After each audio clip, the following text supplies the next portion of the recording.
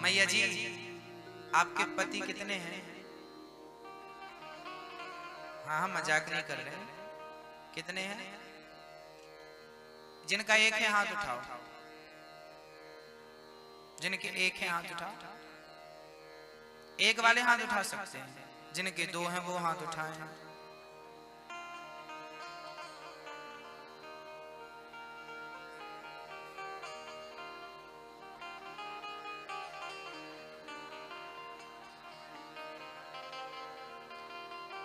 हाँ पति कितने हैं आपके? आपको नहीं पता, हम बताएंगे। आप कंफ्यूज हैं अभी तक, आप श्योर नहीं हैं। हम बताएंगे आपको। एक पति वो है, अच्छा भगवान ने अधिक चीजें, आंख कितनी है, कान, हाथ, पांव, अंदर किडनियां, पति भी दो। एक पति वो है जिसने मंगलसूत्र पहनाया, मांग में सिंदूर डाला, मंडप में फेरे लिए, वो आपका एक पति है, वो पति है। उस पति के पहले भी आपका ऑलरेडी एक पति था। उस पति का नाम है आप, और हम गाते हैं। आओ मेरे साथ गाओ। तुम हो एक अगोचर, सबके प्राणपति, स्वामी सबके प्राणपति। किस विधि मिलाऊं दयामय, किस विधि मिलो श्री श्याम जी, तुमको मैं कुमते। ओम जय जगदीश। ये आरती आप गाती हो ना, ये लाइन गाती हो कि छोड़ देती हो? तुम हो एक अगोचर, सबके प्राण पति। ये बहुत आरती सब गाते हैं, याद भी, पर फॉलो कोई नहीं करना चाहता। हम सबके दो पति हैं, अर्थात स्त्री का एक पति वो है जो मांग भरता है, एक पति, अच्छा वो पति जो मांग भरने वाला है वो तन का पति है, और आपके प्राणों का, आपके मन का तो परमात्मा ही पति था और दूसरा कोई था भी नहीं, वही है आप सबका पति। इसलिए जब आपका पति, जिन माओं का, जिन बहनों का पति शहीद हो जाता है बॉर्डर में लड़ते लड़ते, वो वीरांगनाएं रोती हैं कि मेरा पति मर गया, मेरे पति मर गए। ना, आप रोया ना करो। हमारे देश की नारी कभी वैधव्य को प्राप्त नहीं होती, क्योंकि इस नारी का पति कौन है? जिसका पति मरेगा वो वैधव्य को प्राप्त होगी। पर इसने तो गोविंद को पति बनाया है, मरने का सवाल ही खड़ा नहीं होता। मीराबाई ने कहा ना कि ऐसे वर को क्या वरूं जो जन्मे और मर जाए, बरिए वर गोपाल को मेरो चुन लो अमर कर जाए। कृष्ण को अपना पति बनाया, मरने का सवाल ही खड़ा नहीं। उसके नाम की मांग भरी, जिसके नाम की मांग कभी पहुंचनी नहीं पड़ेगी। उसके नाम की, उसके नाम का मंगलसूत्र पहना, जिसके नाम का कभी उतारना नहीं पड़ेगा। उसके नाम की चूड़ियां पहनी, जिसके नाम की कभी तोड़नी नहीं पड़ेगी। तो स्त्री का, स्त्री के दो पति होते हैं, एक ये पति, ये बिगड़ जाए तो दूसरा जिंदाबाद। ये ना सुने तो उसके दरवाजे दस्तक दे दीजिएगा, वो जरूर सुनेगा। अच्छा ये तो रही स्त्रियों की बात, अब पुरुषों से बात करते हैं। आप पुरुष हो या स्त्री हो? जितने पुरुष बैठे हैं वो जवाब देंगे। आप पुरुष हैं या स्त्री हैं? क्या हैं आप? पुरुष हैं। पुरुष हैं ये। हम लोग पढ़ाई जो करते हैं ना उसमें यही लिखा है, स्त्रीलिंग पुल्लिंग। हम लोग पुरुष मानते हैं अपने आप को, बट याद रखिएगा जितने यहाँ पुरुष बैठे, हम पुरुष नहीं हैं। हम सभी के भीतर एक स्त्री है। जिस स्त्री की बदौलत आप देख रहे हैं, सुन रहे हैं, खा रहे हैं, चल रहे हैं, सब कर रहे हैं, वो स्त्री का नाम है आत्मा। आत्मा पुरुष है या स्त्री है, बस ये बताओ। आत्मा क्या है? आत्मा पुरुष, आत्मा होता है या होती है? बोलो। आत्मा होता नहीं है, होती है। यदि आत्मा होती है तो स्त्री हो गई। बुद्धि, बुद्धि होता है या होती है? बुद्धि स्त्रीलिंग है, बुद्धि स्त्री है, आत्मा स्त्री है। अब सोचिए, इसलिए तो कहा है तुम हो एक अगोचर सबके प्राणपति। याद रखना, हम सभी की आत्मा का पति परमात्मा है, इसलिए हम सबका पति है वो, हम सबका पति। और हम कौन है? हम सब स्त्री हैं। इस भाव से हम सब गोपी हैं। पुरुष भी गोपी है और स्त्री भी, क्योंकि आत्मा का नाम गोपी है। आत्मा का नाम क्या है? इसलिए भगवान ने गोपियों के संग रास रचाया। गोपी मीन्स पुरुष और स्त्री दोनों आ गए। गोपी भाव है। तो भगवान कह रहे हैं देवियों अपने अपने पति को छोड़कर आई हो, जाओ। अच्छा, स्त्री का धर्म है कि वो पति की सेवा कभी ना छोड़े। स्त्रियों के लिए पति क्या होता है? स्त्रियों के लिए पति क्या होता है? बोलो जोर से, क्या होता मैया? परमेश्वर। अच्छा नहीं लग रहा है कहने? अच्छा लग रहा है? अच्छा लग रहा है? पति भगवान होता है। अच्छा, पति भगवान है तो क्या कभी भगवान से जवान लड़ाई जाती है?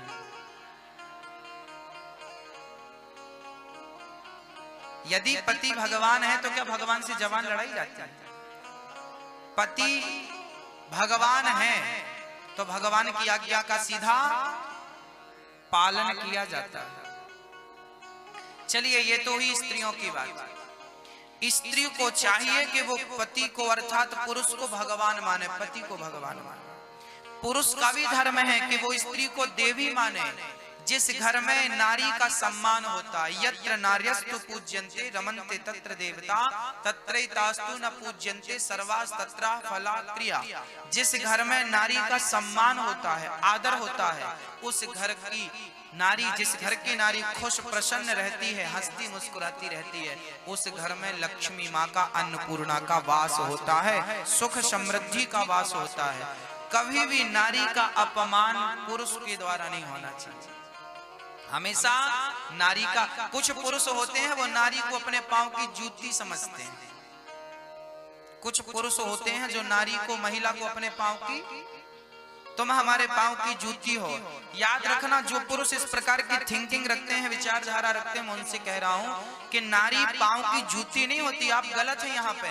नारी पांव की जूती नहीं है, नारी सिर की पगड़ी है जो आपके वंश को आगे बढ़ाती है, आपकी लोक लाज की मर्यादा का ख्याल रखती है और आपकी नाक, आपका सिर कभी झुकने नहीं देती। ये वो नारी है जिसने आपके पुत्र को अपने गर्भ में स्थान दिया।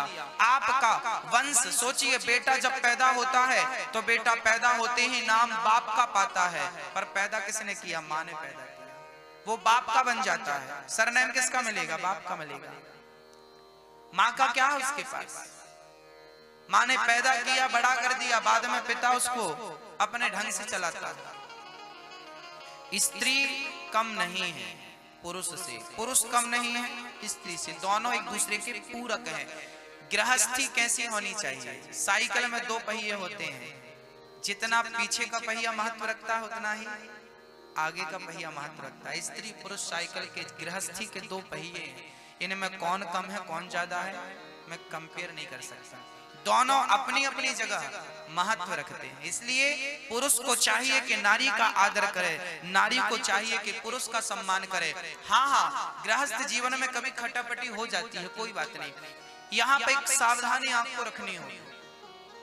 जब कभी पुरुष कुछ कहा करे तो स्त्री को चुप रहना चाहिए। सहनशीलता बढ़ाओ, जमाने की मत सुनो, कम से कम अपनों की तो सुनना सीख लो। हम नहीं कहते तुम पड़ोसियों की सुनो, कम से कम अपनों की। याद रखना, अपनों की नहीं सुनेंगे ना तो आपके रिश्ते चकनाचूर हो जाएंगे। समेटना चाहोगे समेटेंगे नहीं। बाल्टी कुएं में उतरती है ना तो झुकती है तो भर के आती है। कई बार गृहस्थी में देखा गया है मैया जी, मेरी गलती नहीं होती फिर भी मुझे सॉरी बोलना पड़ता है। ये आप लोगों ने कई बार महसूस किया होगा। कई बार आपकी गलती नहीं होती फिर भी आपको सॉरी कहना पड़ता है, माफी मांगनी पड़ती है। कभी पति से, कभी ससुर से, कभी सास से, कभी जेठानी से, कभी किसी से। गलती आपने बिल्कुल नहीं की, आप बिल्कुल कंफर्म है, फिर भी सॉरी बोलना पड़ता है। कोई बात नहीं, अब आप सॉरी नहीं, मैं क्यों सॉरी बोलूं, मैं थोड़ी गलत हूं, नहीं मैं नहीं बोलूंगा, नहीं बोलूंगा। अरे भाई आप सॉरी बोलिए। यदि आपके सॉरी बोलने से आपके रिश्ते बच रहे हैं तो सॉरी बोलकर आप रिश्तों को बचाइए, अकड़ मत दिखाइए, रिश्ते टूट जाएंगे। और ये एक बार टूटे तो जुड़ेंगे तो सही पर गांठ पड़ जाएगी। रही मन धागा प्रेम का मत तोड़ो चटकाए, टूटे से फिर ना जुड़े, जुड़े तो गांठ। शीशा गलती से टूटता है और रिश्ते गलत फहमियों से टूटते हैं। रिश्तों में कभी गलत फहमियां मत आने दीजिएगा। सास बहू की लड़ाई हो ठीक है, पति पत्नी की लड़ाई हो ठीक है, झगड़ा करिए, लड़ाई करिए, होता है सबके घर पे, परंतु बोलचाल बंद मत करिए।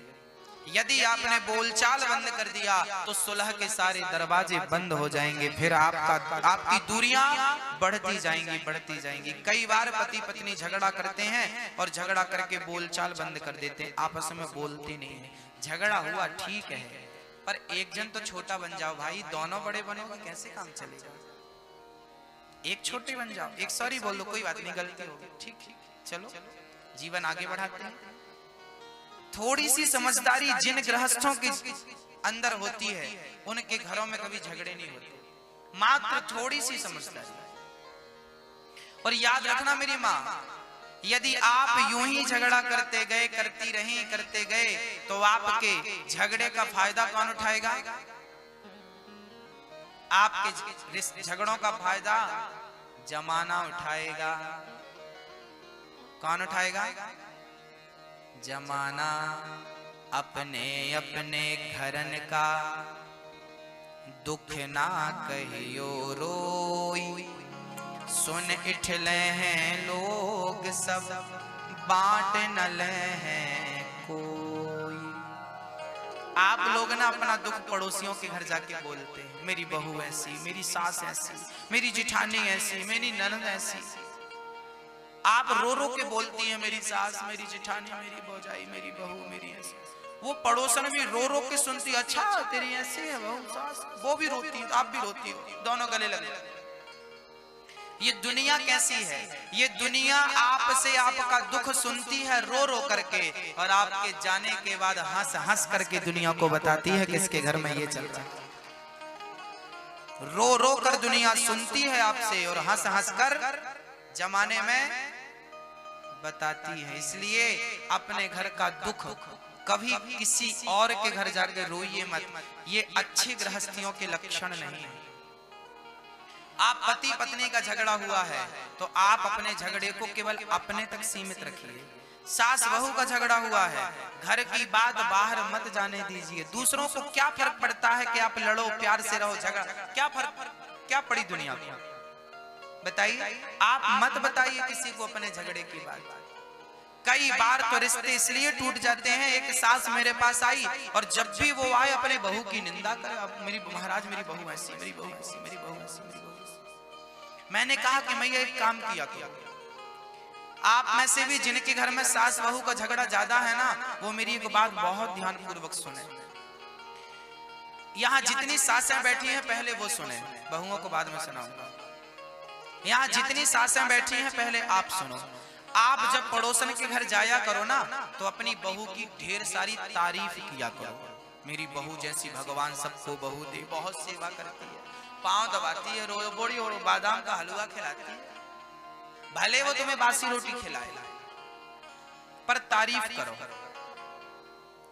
अब आगे सुनना, जब आप पड़ोसन के घर, रिश्तेदारों के घर अपनी बहू की तारीफ करोगे और कभी आपकी बहू पड़ोस में जाएगी तब वो पड़ोसन कहेगी तेरी सास आई थी और तेरी बड़ी तारीफ कर रही थी, तेरी बड़ी तारीफ कर रही थी, तब आप अंदर से पानी पानी हो जाएंगी कि राम राम, जिस सास को मैं नमक रोटी खिलाती थी वो जमाने में ये कहती है कि मेरी बहू हलवा पूरी खिलाती है। वो बहू यदि थोड़ी भी अक्ल होगी उसके अंदर तो आपके इस व्यवहार से वो बड़ी प्रभावित होगी कि जिसके लिए मैंने गड्ढा खोदा वो मेरे रास्तों में फूल बिछाए बैठे।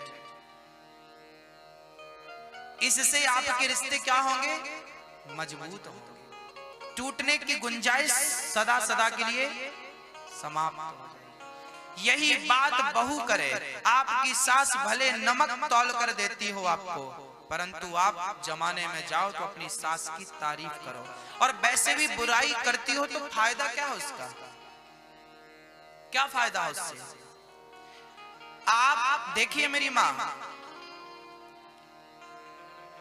कांटा जो होता है ना पांव में लग जाए तो दर्द भी देता है, पर दर्द देता है कांटा, पर दूसरे कांटे से उसी कांटों को निकाल दिया जाए तो दर्द हल्का भी होता है। जो कांटा दर्द देता है वो कांटा, जिसमें अच्छाई है उसमें बुराई होगी ही होगी, और जिसमें बुराई उसमें कोई ना कोई अच्छाई। सास अच्छी है तो बुरी भी होगी, बहू अच्छी है तो बुरी भी होगी। मैं किसी के लिए अच्छा हूं तो मैं किसी के लिए बुरा हूं। रावण किसी के लिए बुरा था तो किसी के लिए अच्छा भी तो था। रावण अपनी पत्नी के लिए, अपने बच्चों के लिए, अपनी प्रजा के लिए अच्छा रहा होगा, जमाने के लिए भरा बुरा रहा होगा। तो पत्थर भी अच्छा और बुरा होता है। पत्थर किसी को खोपड़ी में मार दो सिर फूट जाएगा, पर पत्थर से पत्थर घिसोगे तो आग भी प्रकट होगी, जो आपकी सर्दी गर्मी सर्दी दूर कर सकती है, रोटी बनने में आग सहायक है। ये सब अच्छाई बुराई सब जगह है। इस संसार में कोई सी ऐसी चीज नहीं है जो अच्छाई अच्छी है तो बुरी ना हो। ये देखो टाइल कितनी बढ़िया है, आप महंगे से महंगा मार्बल घर पे लगवाते हैं, टाइल्स घर पे लगवाते हैं, बहुत महंगी सी महंगी बहुत अच्छी लगती है, पर कभी कभी इसी टाइल्स में कोई फिसल जाए और उसके हाथ पांव टूट जाए तो क्या बोलता है? खराब है, इतनी महंगी लगवाई पांव टूट गया। तो जो अच्छी थी वो बुरी बन गई। कौन सी चीज कब अच्छी हो जाए, किसके लिए अच्छी हो जाए, कौन सी चीज कब बुरी हो जाए, किसके लिए बुरी हो जाए, कौन जानता है? सास बहुत अच्छी है, आप जमाने से कहा करो मेरी सास बहुत अच्छी है, वो मेरी माँ है। कोई बात नहीं, आपकी सास आपको डांटती है, कुछ करती है, माँ समझ के माफ करो, माँ है तुम्हारी, माँ है वो, कोई बात नहीं। छोटी छोटी बातों में ध्यान दोगे ना गृहस्थ जीवन में तो अपने लक्ष्य की ओर नहीं बढ़ पाओगे, घर टेंशन में चलेगा, और टेंशन जिस घर में होती है ना वो घर नर्क हो जाता है, नर्क। पैसों से ज्यादा परिवार में प्रेम की जरूरत होती है। सोचिए कि आप जिठानी देवरानी है, दो भाई हैं, आपके पति दो भाई हैं। सोचिए वो घर कैसा होगा सिलीगुड़ी में जब आप अपनी देवरानी के बच्चों के लिए शॉपिंग करें, जब आप अपनी देवरानी के लिए मॉल जाएं और मॉल में साड़ी पसंद करें, किसके लिए? देवरानी के लिए, और देवरानी के बच्चों के लिए कपड़े पसंद करें, और वो देवरानी जब जाए मॉल तो अपनी जेठानी के लिए पसंद करे साड़ी, और जेठानी के बच्चों के लिए पसंद करे।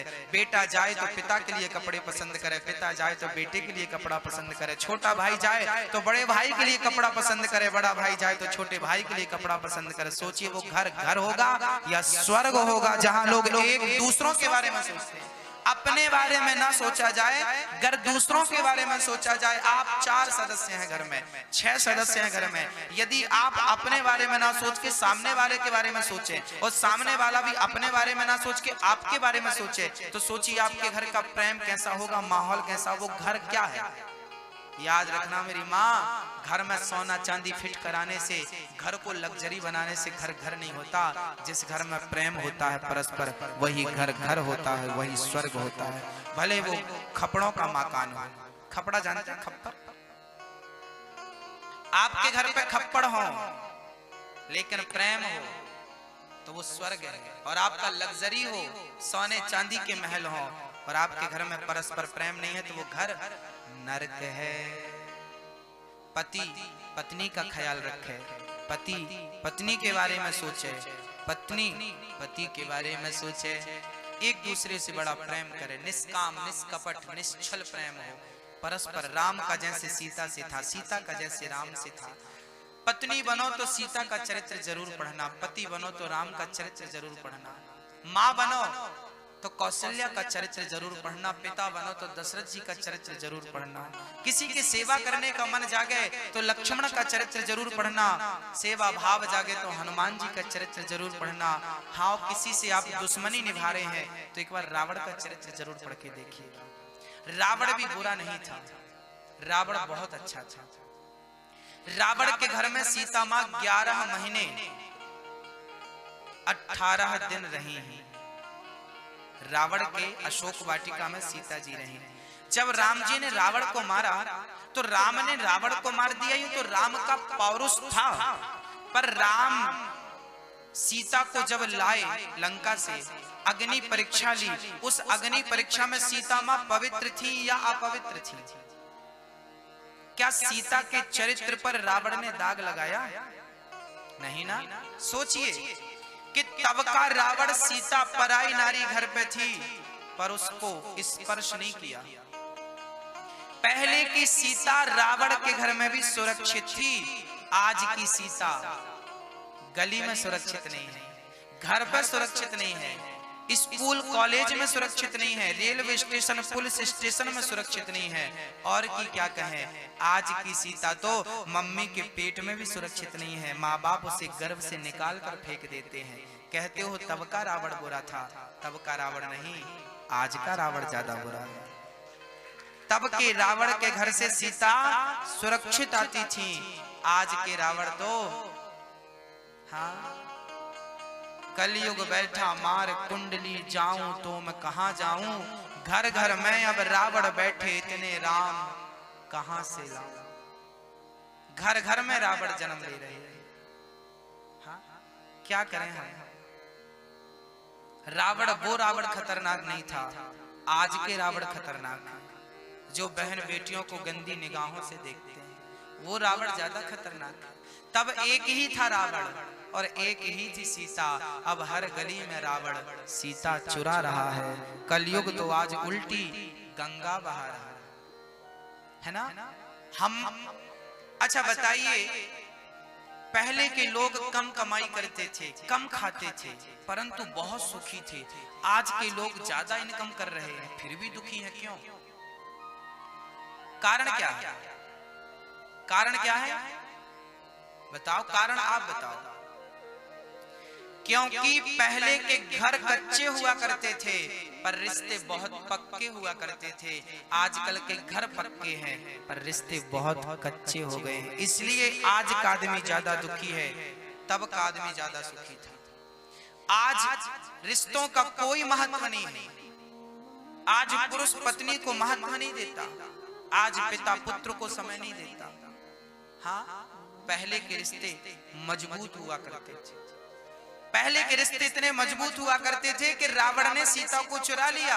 राम जी जंगल में अकेले थे, बंदर भालुओं की सेना बनाई। लोग कहते हैं प्रेम की निशानी ताजमहल है, मैं कहता हूं प्रेम की निशानी ताजमहल नहीं, राम सेतु है। जो राम ने अपनी पत्नी के सम्मान वापस लाने के लिए, दिलाने के लिए समुद्र पर सेतु का निर्माण करा दिया। ये प्रेम की निशानी राम सेतु।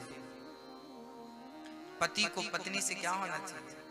जिस घर में प्रेम होता, जहां सुमति तहां संपत्ति नाना, जहां कुमति तहां विपत्ति निदाना।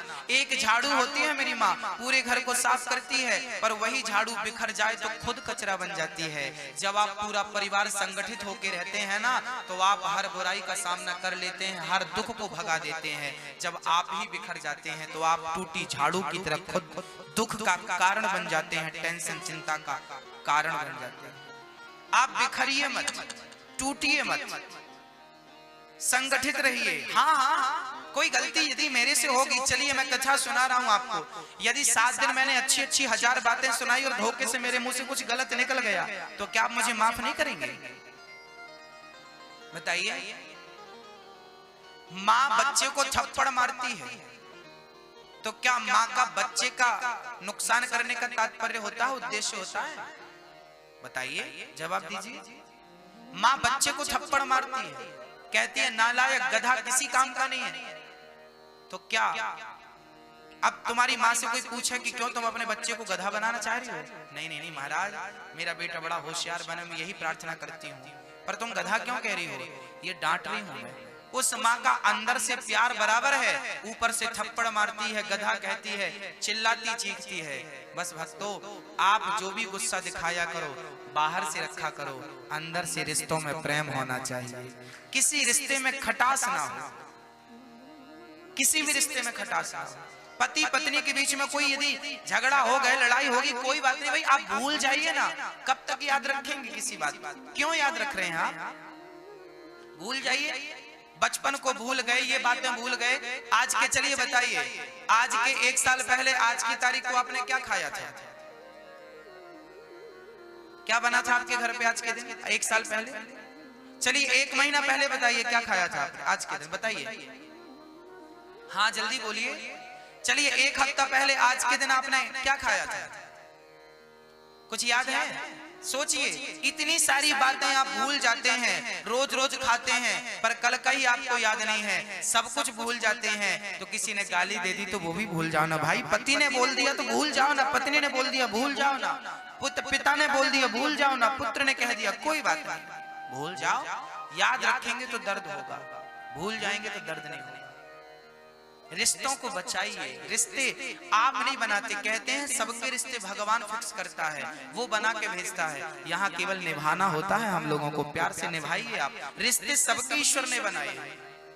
किसकी शादी कहाँ होगी पहले से फिक्स है, किसका कौन सा बेटा होगा, कितनी बेटियां होगी, सब पहले से फिक्स है। यहाँ केवल तुम्हें रिश्तों को निभाना है, तुम बनाने वाले नहीं हो। ये सब ईश्वर फिक्स करता है।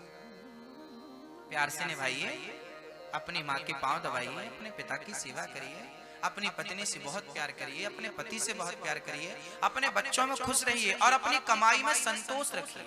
100 रुपए कमाते हो, 1000 कमाते हो, 10,000 कमा, जो भी आपकी कमाई है, घास की कुटिया में रहते हो या बंगलों में रहते हो, साइकिल पे चलते हो या गाड़ी पे चलते हो, जहां हो ईश्वर ने जहां रखा है वहां रहो, संतुष्ट रहो। वही सबसे बड़ा धन है, वही सबसे बड़ी संपत्ति है। हाँ, कामनाएं ज्यादा ना करो, प्यार से रहो। एक आदमी, एक नौजवान लड़का सिलीगुड़ी का, पापा बोले बेटा अगले साल तेरी शादी करनी है। तो बेटा बोला चलो मैं बाबा जी से पूछ के आऊं कि शादी करूं कि नहीं करूं। उसका मन कुछ कम था शादी करने का, उसका मन था बाबा जी बनने का, संत बनने का। एक महात्मा के घर चला गया। गुरुजी, पिताजी बोल रहे हैं शादी कर लो, मैं शादी करूं या ना करूं, मैं शादी करने लायक हो गया हूं या नहीं हुआ, आप महात्मा हो, जा साधु हो, सब बताओ।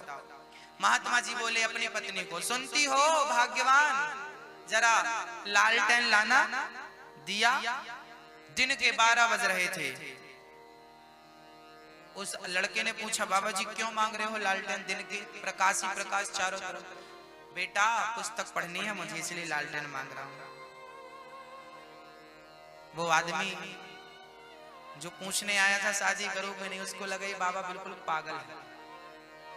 दिन को बताओ 12 बजे लालटेन मांग रहा है, वो भी पुस्तक पढ़ने के लिए। पत्नी भी बड़ी अच्छी ले आई जला के। इसने ये नहीं कहा कि आपको क्या जरूरत पड़ी है, ले आई। दूसरी बार आवाज लगाई, सुनती हो वो मेहमान आए हैं घर पे, जरा 2 गिलास दूध ले आओ और बढ़िया शक्कर ज्यादा डालना। पत्नी जल्दी जल्दी में शक्कर की जगह नमक घोल के ले आई। दूध में 1-1 चम्मच नमक डाला, घोला ले आई। संत जी ने 1 गिलास खुद लिया, दूसरा गिलास उसे पिलाया जो पूछने आया था शादी करूं कि ना करूं। उसको दूध दिया तो वो दूध पिया तो खारा दूध थू थू थू करके थूक दिया और संत जी ने पूरा गटगट पी लिया। संत जी ने कहा क्या हुआ, बोले मेरा दूध खारा। ला संत जी ने उसका गिलास लिया, खुद पी गई। अब उसे कंफर्म हो गया कि दोनों बुढ़ा बुढ़ी पागल है। वो जाने लगा। संत जी ने कहा रुक तो सही, कहां जा रहा है? प्रभु हम तो आए थे प्रश्न का उत्तर जानने के लिए, शादी करें कि ना करें, पर आप तो पागल हैं दोनों। संत जी बोले पागल नहीं है, ये तेरे प्रश्न का उत्तर था। वो लड़का घबराया, प्रभु मैं कुछ समझा नहीं, ये कैसा उत्तर था, अजीबोगरीब। तब संत जी ने बड़ा प्यारा जवाब दिया। संत जी ने जो जवाब दिया वो आपके मतलब का हो सकता है। संत जी ने कहा कि मैंने दिन के 12 बजे लालटेन मांगी, दीपक मांगा, तो मेरी पत्नी कह सकती थी क्यों जी अंधे हो गए हो, दिखाई नहीं पड़ता, जैसे आप लोग कह देती हो। आपका पति जिनको मांगे तो आप यही कहोगे अंधे हो गए, कम दिख रहा है, चश्मा लगवा लो। पर संत की पत्नी ने लाकर दे दिया। संत जी बोले पहली गलती मैंने करी तो उसने कोई प्रत्युत्तर नहीं दिया। दूसरी गलती उसने करी, मैंने शक्कर मांगी थी दूध में, उसने क्या डाला? नमक। मैंने गलती किया तो उसने कोई जवाब नहीं दिया, उसने गलती करी तो मैंने कोई जवाब नहीं दिया। जब तेरे अंदर सहनशीलता आ जाए तो शादी कर लेना, तेरा गृहस्थ जीवन अच्छा होगा। और सहनशीलता नहीं आए तो कभी शादी, क्योंकि गृहस्थों को सहन करना पड़ता है। यदि सह गए तो रह पाओगे और नहीं सहे तो शादी के साल 2 साल में तलाक की स्थिति पैदा हो जाएगी। आज जितने भी तलाक हो रहे हैं ये इसलिए हो रहे हैं क्योंकि आजकल की लड़की सहन नहीं करती, आजकल के नौजवान भाई लड़के सहन नहीं करते तो तलाक। आजकल की शादियां ऐसी ही चल रही हैं, आज करो कल तोड़ दो, फिर दूसरी कर लो, फिर तीसरी कर लो। क्या चल रहा है राम जाने। कपड़ा बना रखा है रिश्तों को, आज ये पहन लो, कल वो पहन लो, परसों वो पहन लो। इन्हें समझ नहीं है रिश्तों को कैसे चलाना है। आप ड्राइविंग करते हैं ना तो आपको पहले सीखना पड़ता है। और सोचिए जिंदगी की गाड़ी चलाने चले हैं, पहले समझ लीजिए, शिक्षा प्राप्त कर लीजिए, संस्कारों की बेड़ियों में बंध जाइए, किसी गुरु की शरण में जाइए, पूछिए कि गृहस्थी कैसे चलाई जाती है, कैसे चलती है बिना गुरु के। याद रखना आज हमारा समाज बिगड़ क्यों रहा है, क्योंकि शिक्षा तो है पर दीक्षा नहीं है। और याद रखना जब तक शिक्षा को दीक्षा से नहीं जोड़ा जाएगा, पहले शिक्षा दीक्षा दोनों होती थी, अब केवल शिक्षा होती है। पहले गा गणेश का पढ़ाया जाता था, आज गा गधे का पढ़ाया जाता है। पहले माँ मंदिर का पढ़ाया जाता था, आज माँ मछली का पढ़ाया जाता है। हाँ? पहले का कमल का पढ़ाया जाता था, आज का कबूतर का पढ़ाया जाता है। आजकल की शिक्षा बिगड़ गई है। जब तक दीक्षा नहीं लोगे, जब तक कोई गुरु की शरण में नहीं जाओगे, उचित ज्ञान नहीं पाओगे, तब तक बड़ा मुश्किल है कि गृहस्थी आप निभा पाओ। पति भगवान होता है, इसलिए एक बार क्या हुआ, एक जवान शेर था और जवान शेर का मित्र था एक बूढ़ा शेर। एक बूढ़े शेर में और जवान शेर में मित्रता थी। वो मित्रता साल 2 साल में पता नहीं क्या हुआ टूट गई। बूढ़ा शेर जवान शेर से अलग हो गया। एक दिन बूढ़े शेर को कुत्तों ने घेर लिया और कुत्ते उस बूढ़े शेर को परेशान करने लगे। तभी जवान शेर आया, दहाड़ा, कुत्ते भाग गए। किसी ने कहा कि ये तो तेरा दुश्मन था, इसकी रक्षा क्यों करी? तब शेर ने बड़ा प्यारा जवाब दिया। शेर ने कहा कि आपस में इतना भी झगड़ा ना करो कि आपके झगड़े का फायदा कुत्ते भी उठाने लगे। आपस में इतनी खटास मत ले आओ कि आपके खटास का फायदा कुत्ते उठाने लगे।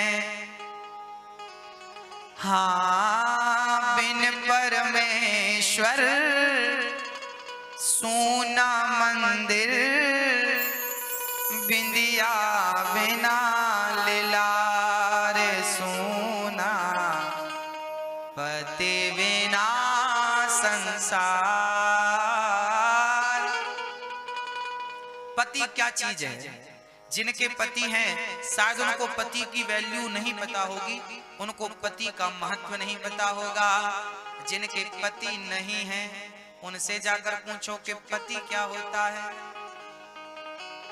हाँ, बिन परमेश्वर सूना मंदिर। जैसे मंदिर कितना भी आलीशान हो पर उस मंदिर में भगवान की मूर्ति ना हो तो मूर्ति के बिना मंदिर अधूरा होता है। ऐसे नारी कितनी भी सुंदर हो पर उसकी सुंदरता में उसका पति ना हो, अर्थात उसके मांग में सिंदूर ना हो, तो उसकी शोभा बेकार है। बिन परमेश्वर, कहते हैं सौभाग्यवती नारी के मस्तक पे ही सिंदूर होता। नारी को सौभाग्यवती कब कहा जाता है?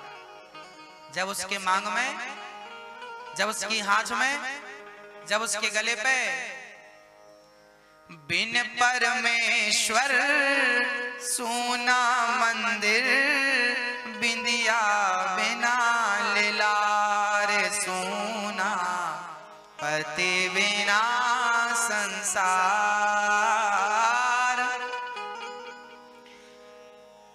पति ही जप है, पति ही तप है, पति ही है करता।